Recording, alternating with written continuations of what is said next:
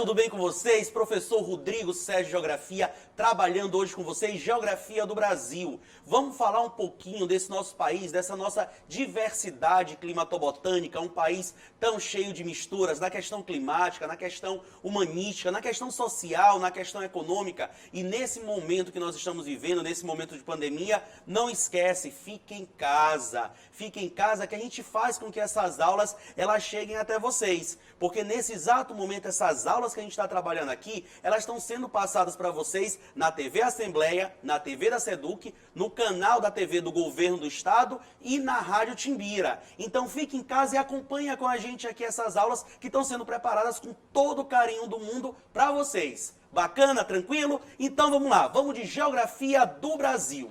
E quando a gente vai trabalhar a geografia do Brasil, primeiro de tudo a gente tem que lembrar o quê? Como é que o nosso território nacional ele está localizado no mundo? Lembra, o Brasil fica dentro da América, dentro do continente americano. Mas em qual parte da América? Na América do Sul, na América Latina ou na América ainda subdesenvolvida. Mas a gente não vai falar, nesse momento, de questão econômica do Brasil. A gente vai falar de aspectos naturais. E para trabalhar aspectos naturais, nada melhor o quê? Do que se localizar no mapa. Lembra, o Enem adora cobrar isso nas suas avaliações. É a habilidade 26, leitura e interpretação de charges, gráficos, tabelas e mapas. Então vamos lá. Vamos localizar o Brasil no mapa no mundo? Vamos aqui comigo, olha só. Quando você pega o território brasileiro, você tem que lembrar que esse Brasil ao norte, ele é cortado por quem? Pela linha do Equador. A linha do Equador corta o Brasil ao norte e faz com que a maior parte do nosso território fique em áreas de baixa latitude.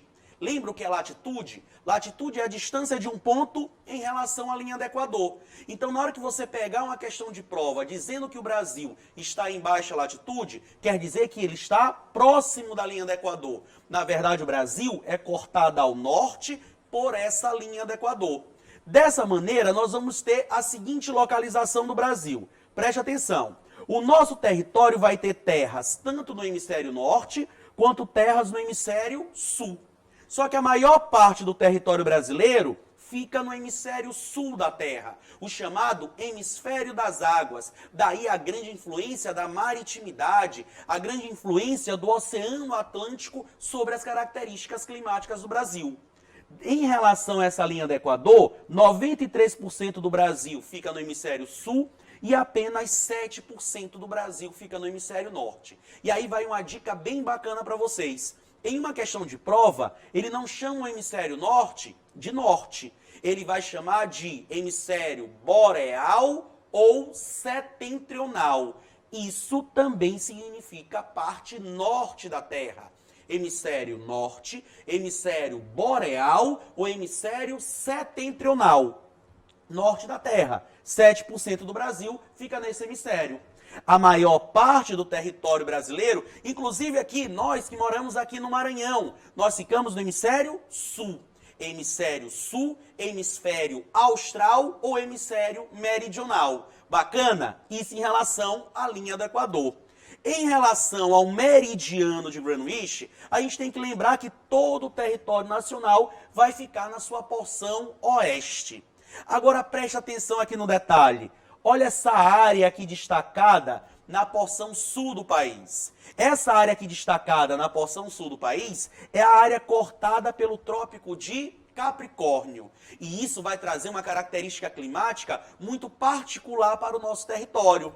Nessa porção do extremo sul do país, nós vamos encontrar as menores temperaturas do país e em um ecossistema formado pela chamada mata de araucárias ou mata dos pinhais, que irão apresentar características fitogeográficas completamente diferentes do restante do território nacional. Quer ver? Olha só, faz de conta aí, no meio do ano, em junho, você vai viajar aí, Deus quiser, essa pandemia já vai ter passado, você vai poder viajar para o sul do Brasil. Pois em junho, se você viajar para o Rio Grande do Sul, não vai colocar aquela roupa mais curta, não vai colocar aquele biquíni de banho, não. Sabe por quê? Porque no sul do Brasil, no meio do ano, vai estar fazendo frio. Nós estaremos na estação do inverno. E no sul do Brasil, com as estações melhor definidas, as temperaturas estarão lá embaixo. inclusive podendo provocar a queda de neve.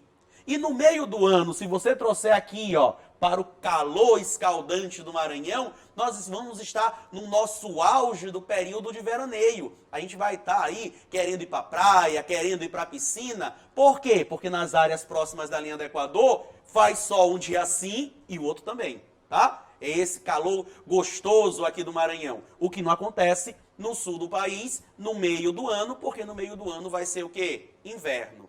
Isso é um aspecto importante da geografia do Brasil. O Brasil possui uma dimensão continental. O Brasil é o 5º maior país do mundo em terras descontínuas. E essa grande extensão territorial do nosso país vai trazer aspectos climáticos extremamente diversificados. Ok? A maior parte do território brasileiro fica, portanto, dentro da zona intertropical. Zona intertropical, zona tropical ou zona torrencial. Não esquece esses termos. São eles que aparecem nas questões de prova. Zona intertropical, zona torrencial e zona tropical. Entre o Trópico de Câncer, que não corta o Brasil, o Trópico de Capricórnio, que corta o sudeste e o sul do país, sendo aqui ao norte cortado pela linha do Equador. A maior parte do Brasil, então, dentro da zona o quê? Tropical. E sabe uma característica marcante da zona tropical? Estações do ano mal definidas. O que nós temos na maior parte do Brasil é um verão chuvoso e um inverno de estiagem. Mas aí a gente sabe muito bem que muitas pessoas confundem. Começa a chover, diz o quê? Caramba, começou o inverno. Parou de chover, é verão. Não, turma, não é assim que funciona. As nossas estações do ano mal definidas, nós temos na maior parte do Brasil, dentro dessa zona intertropical, um verão e um outono chuvosos. É justamente o período que nós estamos agora. Nós já saímos do verão em 21 de março e começamos o nosso outono. De 21 de março até 21 de junho, nós estamos vivendo o nosso outono, ainda dentro do nosso período chuvoso. A partir do meio do ano, de 21 de junho até 23 de setembro, e de 23 de setembro até 21 de dezembro, nós vamos estar vivendo o nosso período de estiagem. É o nosso inverno e a nossa primavera de estiagem. Isso devido à posição geográfica do Brasil, na sua maior parte, 92%, dentro da zona intertropical. Estações do ano mal definidas. Já no sul do Brasil, 8% do Brasil aqui, sudeste de São Paulo, sul do Mato Grosso do Sul, sul do Paraná, todo o estado de Santa Catarina e todo o Rio Grande do Sul fica dentro da zona temperada sul. Mas preste atenção, em uma questão de prova, você não pode dizer que o sul do país é clima temperado. Você vai dizer que é clima o quê? Subtropical. É uma área de mudança, uma área de transição, uma faixa climática entre a zona tropical e a zona temperada. É, portanto, clima subtropical. E lembra, uma característica particular dessa porção do país, estações do ano melhor definidas. Um verão mais quente, um inverno mais frio, onde esse inverno mais frio pode inclusive acontecer, a queda de neve, a chamada precipitação nival. Todo mundo ok? Todo mundo tranquilo? Vamos comigo então? Vamos passear então por esse Brasil tão diversificado. Quando você fala da região norte do Brasil, você lembra, por exemplo, da região de quem? Da floresta amazônica. A porção norte do país, essa porção intertropical, cortada pela linha do Equador, vai ser caracterizado por quê?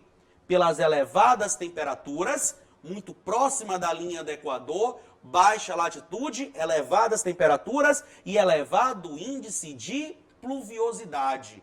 Faz muito calor e chove muito.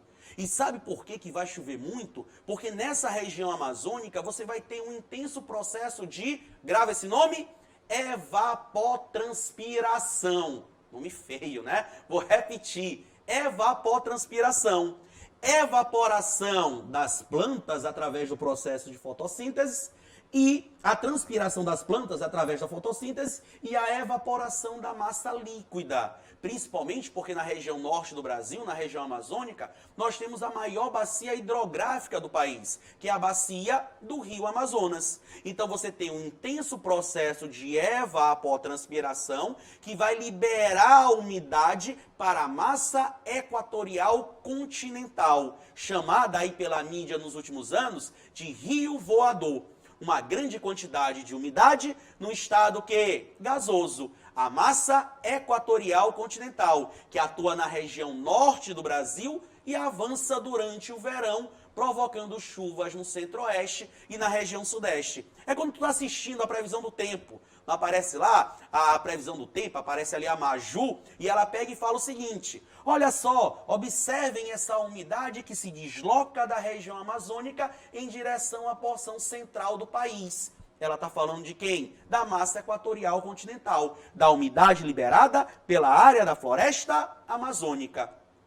Nessas áreas equatoriais, nessas áreas próximas da linha do Equador, nós temos as menores latitudes do planeta.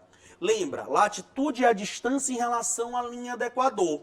A linha do Equador divide a Terra em dois hemisférios, hemisfério norte e hemisfério sul. A região equatorial representa 0 graus. À medida que eu me afasto da linha do Equador para o hemisfério norte, essa latitude varia de 0 a 90 graus para o norte e varia de 0 a 90 graus para o sul. Nas áreas próximas da linha do Equador, a radiação solar é mais forte, é mais intensa. Os raios solares atingem de maneira perpendicular. É isso que vai fazer com que nas regiões equatoriais essas temperaturas elas sejam mais elevadas. Como a gente falou há pouco, esse calor gostoso aqui da região norte, da região nordeste, aqui do nosso estado do Maranhão. Regiões equatoriais, regiões de baixa latitude, apresentam, portanto, elevadas o quê? Temperaturas, certo? Característica marcante da maior parte do Brasil e principalmente da região amazônica, da região próxima da linha do Equador. Isso acaba fazendo com que nessa porção do Brasil se desenvolva a chamada floresta equatorial, que é a nossa floresta o quê? Amazônica, a nossa floresta latifoliada. Guarda esse termo, floresta latifoliada. Sabe o que é uma floresta latifoliada? É uma vegetação que vai apresentar folhas grandes, folhas largas. E essas folhas grandes, folhas largas, ajudam de maneira intensa no processo de liberação de umidade através da transpiração dessas plantas. Então, nessa porção norte aqui do país, você tem a floresta amazônica internacional, que vai atingir não somente o Brasil, não atinge só o norte do Brasil, atinge outros países também da América do Sul. É a nossa floresta amazônica internacional. E existe a nossa floresta amazônica nacional, que vai atingir, além da porção norte do Brasil, também a região nordeste. Isso daí é uma dica importante. Peraí, Rodrigo. Floresta amazônica no Nordeste, exatamente, sabe em qual estado? No nosso estado, no estado do Maranhão. A floresta amazônica atinge a porção oeste do estado do Maranhão. A nossa porção ocidental é uma porção amazônica. E isso, olha, uma super dica para você que está acompanhando a gente, que está em casa, mas está assistindo a gente, mas vai detonar na prova da UEMA. A porção oeste do Maranhão é área de pré-Amazônia. E nessa porção oeste do Maranhão se destaca a atividade do extrativismo vegetal, a extração de madeira. A porção oeste do estado do Maranhão, municípios como, por exemplo, Santa Helena, Maranhãozinho, Governador Nunes Freire, são áreas onde se destaca a atividade econômica madeireira. Isso devido à presença de quem? Da floresta amazônica. Então não esquece essa super dica que a gente acabou de falar aqui para vocês.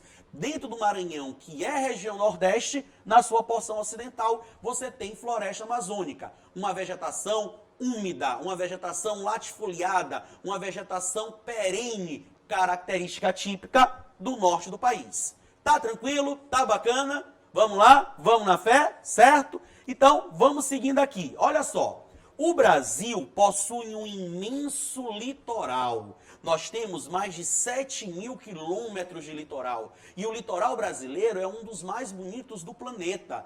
Inclusive, o Brasil possui algumas praias que já foram eleitas as 100 mais bonitas do planeta, com destaque muito especial para a praia de Jericoacoara, no Ceará, para a praia da Pipa, no Rio Grande do Norte, que são praias que já apareceram em rankings mundiais, né, internacionais, como algumas das praias mais bonitas do planeta. Esse imenso litoral brasileiro vai ter duas influências diretas para o nosso país. A primeira, questão climática. Quando você fala do clima do Brasil, por exemplo, é um clima seco? Cara, se tu falou que é um clima seco, pelo amor de Deus, onde é que tu mora? Ah, eu moro aqui em São Luís, tá um clima seco. Seco, gente. A gente está no período chuvoso, né? No período chuvoso, você não vai botar o pé fora de casa, meu Deus, esqueci o guarda-chuva, já vem um desespero. O clima no Brasil, na sua maioria, é um clima úmido. E sabe de onde nós recebemos essa umidade? Parte dessa umidade vem da floresta amazônica e parte dessa umidade vem do oceano quê? Atlântico. Então não esquece disso. O Brasil tem uma grande umidade, onde essa umidade vem da floresta amazônica e do oceano Atlântico. E isso se deve ao nosso imenso quê? Litoral. Além dessa questão natural, uma outra influência do Oceano Atlântico para o Brasil é a questão econômica. O Oceano Atlântico, ele banha alguns dos principais centros econômicos do planeta, a costa leste dos Estados Unidos e o continente europeu. Então, o fato do Brasil ser banhado pelo Atlântico também nos dá uma posição geoestratégica privilegiada em relação à economia do planeta. Nós fazemos parte do grande eixo econômico Europa e Estados Unidos. Cabe a dica que nos últimos anos o Oceano Atlântico vem perdendo importância econômica para o eixo do Pacífico, principalmente com o crescimento econômico da China, do Japão e dos tigres asiáticos. Mas sabe quem é que começa a se destacar aí? O nosso estado, o Maranhão. Sabe por quê? Porque o Maranhão está inserido dentro do corredor de exportação norte e nordeste do país. Inúmeras mercadorias que saem do Brasil e seguem para a Ásia, vêm aqui, ó, pelo nosso estado, pelo Maranhão, sobem para a América Central, atravessam o Canal do Panamá para ter acesso ao mercado asiático, tá? Então, importância natural, importância de umidade, Oceano Atlântico, e importância também o quê? Econômica, como um grande corredor de exportação de mercadorias. Tudo bem? Tranquilo? Podemos pegar e seguir então? Olha só, estamos aqui. Essa região equatorial aqui é uma região de grande potencial para a geração de energia limpa. Como, por exemplo, a energia o quê? Eólica. Se você lembrar, por exemplo, vamos para cá, ó, na região Nordeste, nos últimos anos, você tem tido um destaque muito grande para o potencial de geração de energia eólica, se estendendo do Maranhão até a área da Bahia. Aqui no Maranhão, por exemplo, você tem recente o Parque Eólico de Paulino Neves. Você tem parques eólicos no Piauí, parques eólicos no Ceará, no Rio Grande do Norte. Isso por quê? Porque nós estamos próximos da linha do Equador, que é uma área de circulação atmosférica constante. E essa circulação atmosférica constante ocorre na região equatorial devido à chegada dos ventos alísios, que são os ventos que sopram dos trópicos, Trópico de Capricórnio e Trópico de Câncer, em direção à linha do Equador, ventos alísios, e os ventos que sopram da linha do Equador de volta para os trópicos, que são os ventos contra-alísios. Então, essa circulação atmosférica constante na região equatorial acaba beneficiando a região nordeste do Brasil como uma grande área de potencial eólico. Né? Você tem essa circulação constante. Tanto que quando você está, né, passeando pelo litoral do Nordeste, passeando, por exemplo, pelo Parque Nacional dos Lençóis Maranhenses, você já deve ter percebido aquelas rajadas de vento constante transportando aquela areia. Ventos alísios e ventos contralísios. Tudo bem? Tudo tranquilo? E não esquece, o Brasil ele é um país de dimensões continentais. Se você pegar, por exemplo, a Europa e colocar essa Europa dentro do território brasileiro, a Europa cabe dentro do Brasil. O Brasil possui dimensões continentais, estados que são maiores do que vários países da Europa. Isso porque o Brasil tem mais de 8 milhões de quilômetros quadrados e somos o quinto maior em terras descontínuas. Peraí, Rodrigo, o que é essa terra descontínua? Vamos lá. Olha os maiores países do mundo. Quem são eles? Rússia, Canadá, China, Estados Unidos e Brasil. Só que os Estados Unidos só é maior do que o Brasil porque os Estados Unidos vai levar em consideração suas terras descontínuas, como, por exemplo, o Alasca e o arquipélago do Havaí. Se os Estados Unidos não levar em consideração essas terras descontínuas, o Brasil é o quarto em extensão territorial. País, então, de dimensões continentais. E essas dimensões continentais no Brasil são praticamente as mesmas, tanto no sentido norte-sul, quanto no sentido leste-oeste. E aí vem um outro termo. O Brasil é um país equidistante. Praticamente as mesmas distâncias do ponto extremo norte ao ponto extremo sul e do ponto extremo leste ao ponto extremo oeste. E sabe qual é a consequência disso para o nosso país? A grande extensão territorial no sentido norte-sul vai nos dar uma grande diversidade climatobotânica. Você passeia pelas regiões do Brasil e você encontra aspectos completamente diferentes. Do norte amazônico, quente e úmido, ao sul subtropical, frio, com a presença da mata de araucárias.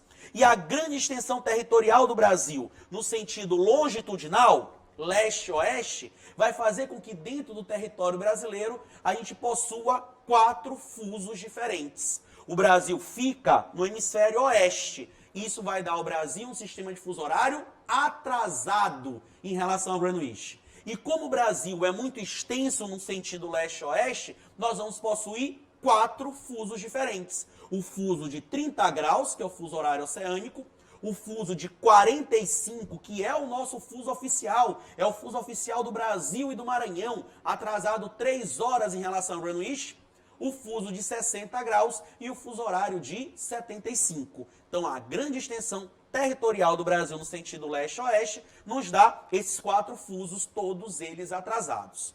Quando a gente chega no nordeste do Brasil, mais precisamente no sertão nordestino, nós vamos nos deparar com o clima mais seco do país, que é o clima o quê? Semiárido, e a vegetação da caatinga. Fica uma dica, uma vegetação xerófila. Quer dizer, uma vegetação que se adapta a um ambiente seco, que ao invés de folhas desenvolve o quê? Espinhos, justamente para poder se adaptar a essa ausência de chuva, a essa deficiência hídrica. Quando nós falamos do centro-oeste do Brasil, nós falamos do nosso Planalto Central brasileiro, nós falamos da região de Brasília, caracterizada principalmente pela vegetação do cerrado. Cerrado brasileiro que vem ali cedendo espaço para os imensos campos de soja. Afinal de contas, o Brasil é um dos maiores exportadores dessa commodity a nível internacional. Se você pega, então, e chega no sul do Brasil, aí você encontra um Brasil completamente diferente. Você encontra o Brasil europeu. O sul do país, de área subtropical, apresenta as menores temperaturas do país. Temperaturas que podem chegar abaixo de 0 no meio do ano. Principalmente devido às estações serem melhor o quê? Definidas. É uma área de presença de mata de araucárias, e essa mata de araucárias tem uma característica particular nas suas folhas. São folhas aciculifoliadas, folhas finas em forma de agulha, justamente para poder suportar o peso na neve. Essas características climáticas, essas características ambientais no sul do Brasil, acabaram atraindo, no final do século XIX, quando você tem o fim da escravidão no Brasil, você começa a ter uma substituição da mão de obra afrodescendente pela mão de obra europeia não lusitana. Não é isso não, mestre Elvis? Não é isso aí? Meu parceiro aqui de história, tá? Então, nessa substituição de mão de obra, esse imigrante europeu não lusitano, principalmente o alemão, principalmente o italiano, vem para o Brasil, para a porção sudeste e sul do país, substituir a mão de obra afrodescendente nas lavouras de café, e a maior parte dessas pessoas acaba se concentrando no sul do país, principalmente devido a essa característica climática semelhante ao clima da Europa. Isso dá ao sul do país o apelido carinhoso de Brasil europeu, pelas características climáticas, pelas características socioculturais e por aspectos econômicos, já que no sul do país você tem um dos maiores IDHs do nosso país. Todo mundo ok? Tranquilo? Espero que vocês tenham gostado, espero que vocês tenham acompanhado esse passeio que a gente fez aqui por essa diversidade do Brasil. Esse país de dimensões continentais e com um grande aspecto social, cultural e econômico. Não deixe de ficar ligados nas aulas que a gente está aqui preparando com todo carinho para vocês e a gente se vê em uma próxima oportunidade, tá? Não esquece, fique em casa, a gente está preparando essas aulas para você assistir pela TV Assembleia, pela TV Seduc, pela TV, peraí, eu tô vendo aqui, do Governo do Maranhão e pela Rádio Timbira, tá bom? Precisando, a gente está à disposição. Beijo grande, beijo do gordo, tchau!